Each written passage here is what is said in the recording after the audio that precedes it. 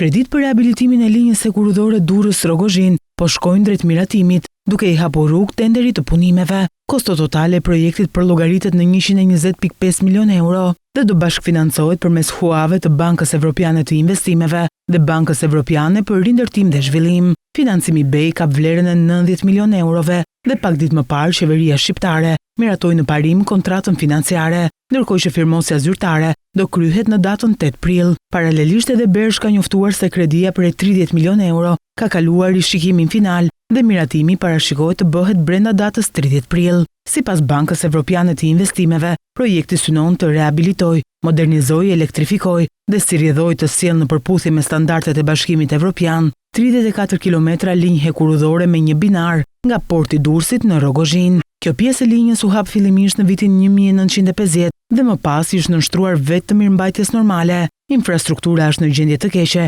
dhe jo në përputhje me standardet evropiane, bën me dije BEI. Projekti së bashku me investime të tjera dhe reforma sektoriale pritet të kontribuojnë në zhvendosjen e lëvizjes nga rruga në hekurudh dhe në këtë mënyrë të gjenerojë përfitime ekonomike në drejtim të operimit, sigurisë dhe mjedisit, shtohet mëtej. Ndërkaq linja hekurudhore e projektit të rehabilitimit ndjek ato ekzistuese dhe pas përfundimit të punimeve, parashikohet që trenat të kenë një shpejtësi 120 km/h. Ky segment është pjesë e linjës hekurudhore Durrës-Pogradec, vazhdimi i korridorit të 8 hekurudhor, një korridor multimodal 1500 km që lidh portet italiane me portin e Durrësit, Maqedoninë e Veriut dhe portet e Bullgarisë, së Varnës dhe Burgasit në detin e Zi.